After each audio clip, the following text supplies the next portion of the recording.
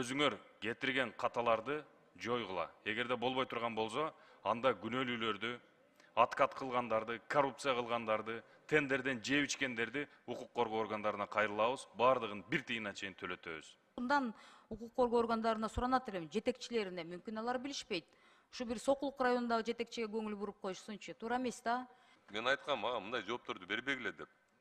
Мындай кагаздарыңар менен мага жооп бербегиле. Ар бир ушинтип жооп берген сайын ушул жерден ушинтип окуп уят кылам айтып. Өзүңөр кетирген каталарды жойгула. Эгерде болбой турган болсо, анда күнөөлүүлөрдү, откат кылгандарды, коррупция кылгандарды, тендерден жеп ичкендерди укук коргоо органдарына кайрылабыз, баардыгын бир тыйына чейин төлөтөбүз. Мага деген 1-Май районунун 27-кварталдын Ужгородский көчөсүнүн тургундары кайрылып жатышат.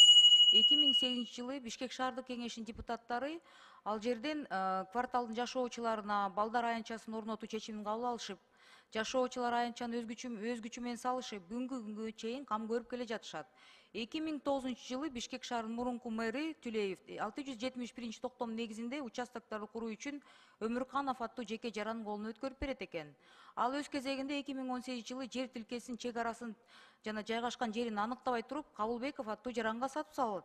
Бишкек шаарынын мэриясы балдар аянтчасынын жери мыйзамсыз өткөрүлгөнүн далилденип, токтомду берген мурдакы мэр Түлеевке жана кол койгон мурунку мэр, вице-мэр Филатовко кылмыш иши козголуп турбагында. Анан ошол кезде Филатов издөөгө жарыяланат.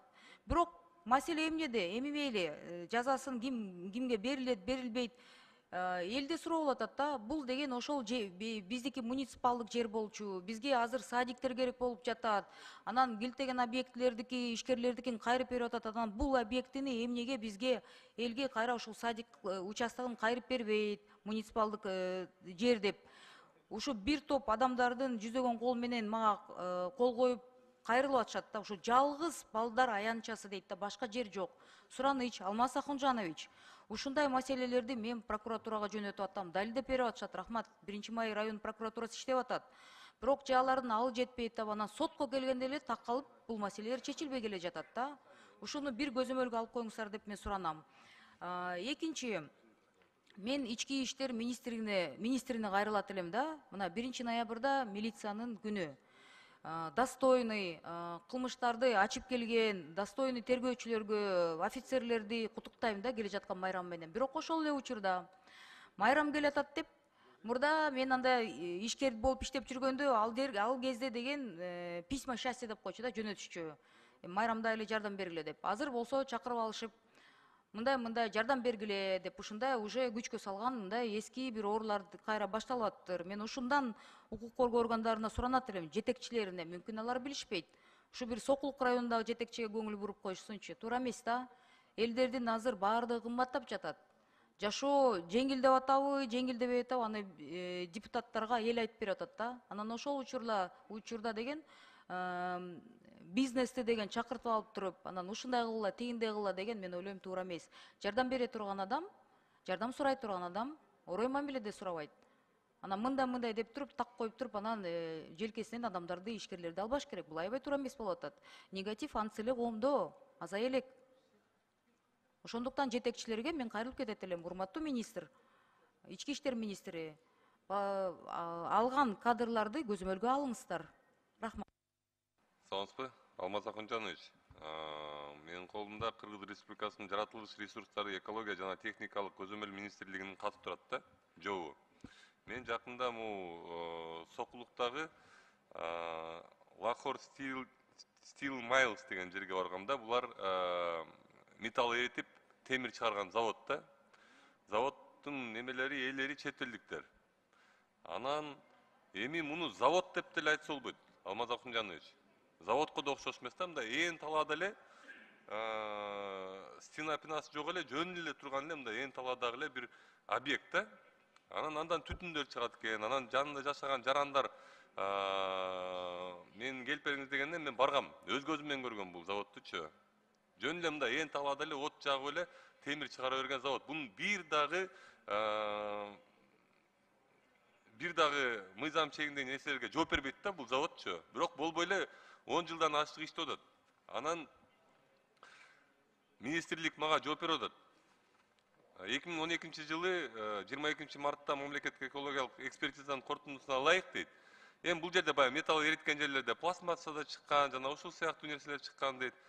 Металлдарды эритүү процессинде өндүрүштүк калдыктардын пайда болушу жана алардын утилдештирүүсү боюнча 2022 жылы текшерилиптир бул дагычы. Алмаз Акунжанович, баягыда мен сизге бир кат менен киргем ушул сыяктуучу. Мен айткам, мага мындай жоопторду бербегиле деп.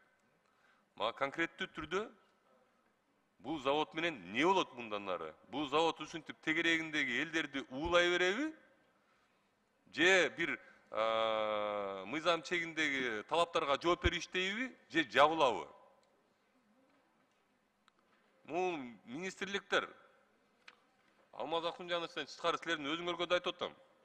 Мындай кагаздарыңар менен мага жооп бербегиле. Ар бир ушинтип жооп берген сайын ушул жерден ушинтип окуп уят кылам айтып коеюн. Силерге жогорку кеңештин депутаты суроо берип атканда, жогорку кеңештин депутатынын суроосуна так жана даана жооп бергиле. Мындай кылып анан тигиндей кылып анан мындай кылып анан мага эмне кереги бар силердин 2012 жылкы отчетуңардын? Мен силерге конкретно суроо берип атам. Бүгүнкү күндө менин элимди улабаш үчүн эмне кыласыңар деп атам мен. Ошол боюнча жооп бергиле.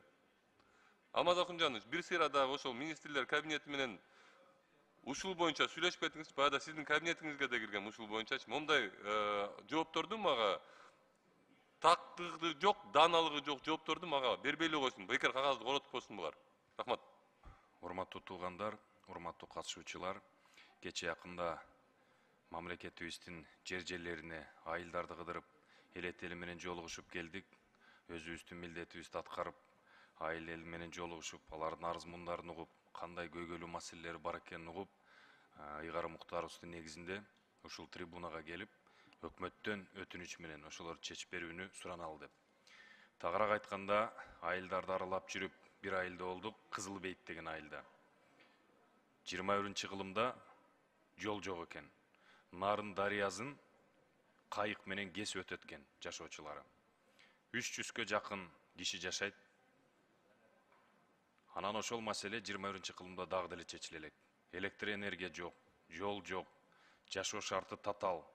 Бүт майда жаш балдар тегерек четтеги Каракөл, Ташкөмүр шаарларында 30 километр аралыкта барып окушат экен. Урматтуу өкмөт, урматтуу тиешелүү министрликтер, МЧС, транспорт министрлиги ушуга көңүл буруп, аталган айыл элинин маселесин чечилишине көмөк көрсөтсөңүздөр, чечип берсеңиздер деп аманатты айтып атам. Экинчи маселе. Урматтуу туугандар, ушул айыл элин кыдырып жүрүп, Аксы районунун Жалал Абад областынын Ак Жол айыл өкмөтүндө болуп келдик.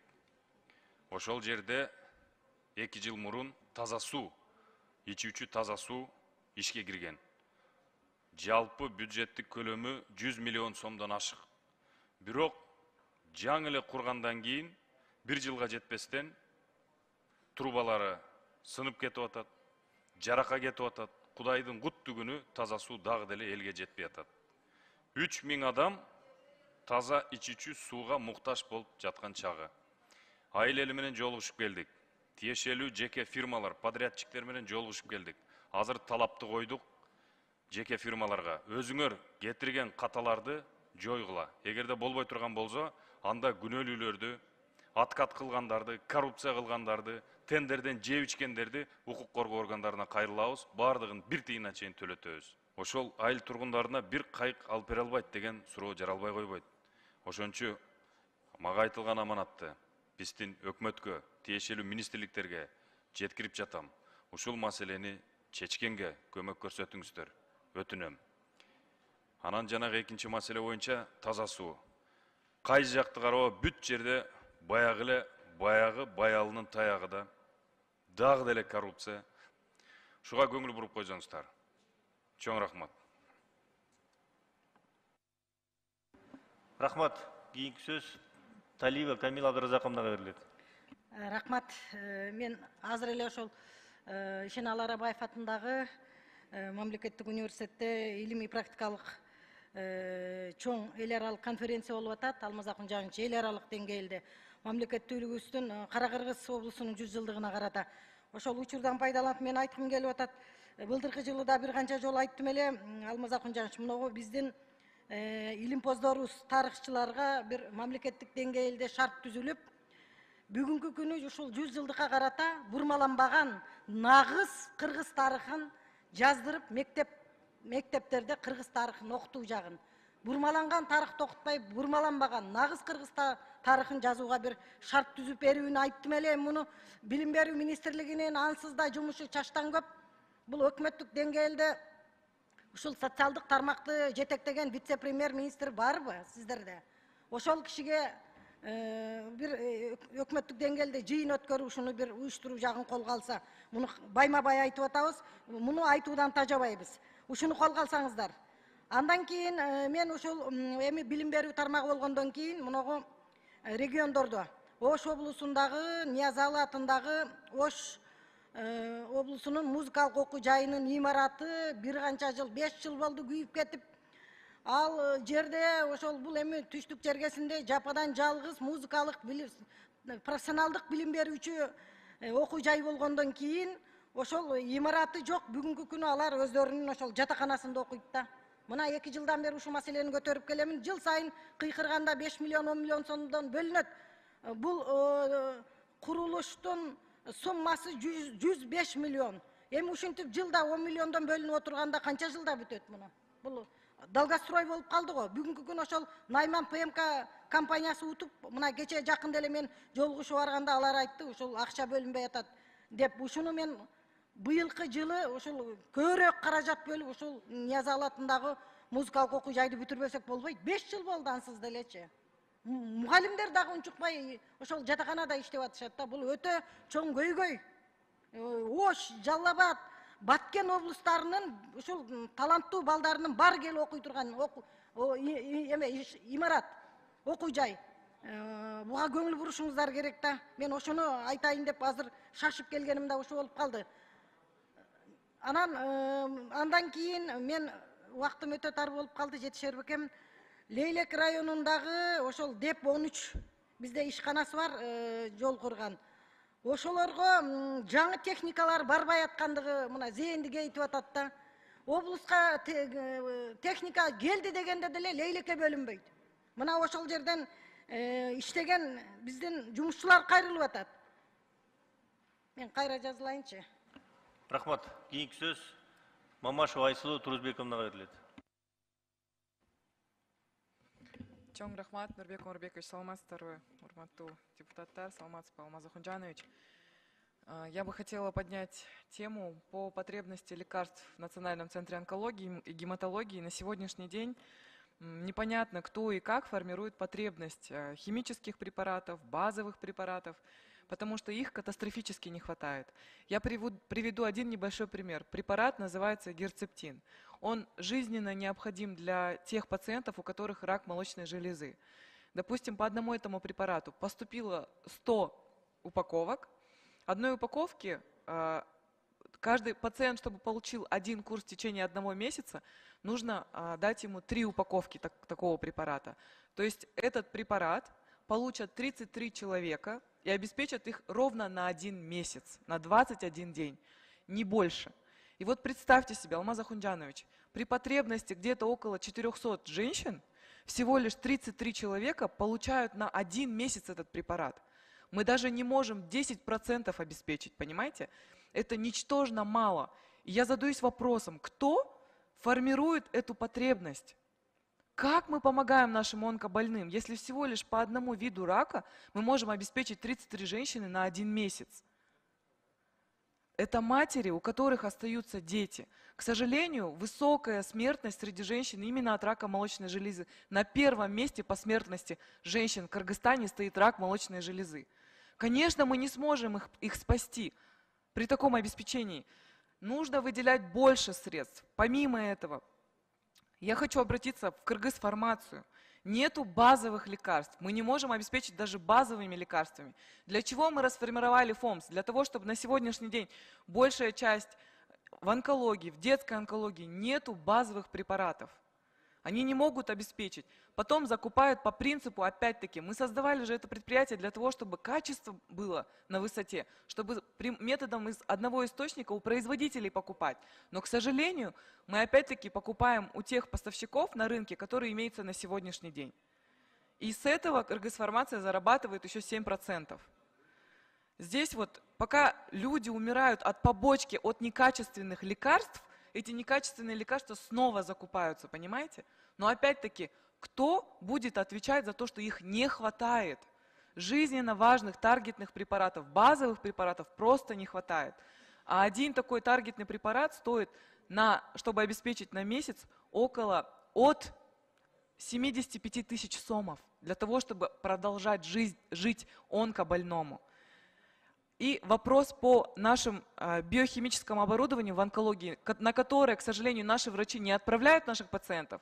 Им лучше получить 30% от частных лабораторий, кэшбэк, чем отправлять нашу онкологию.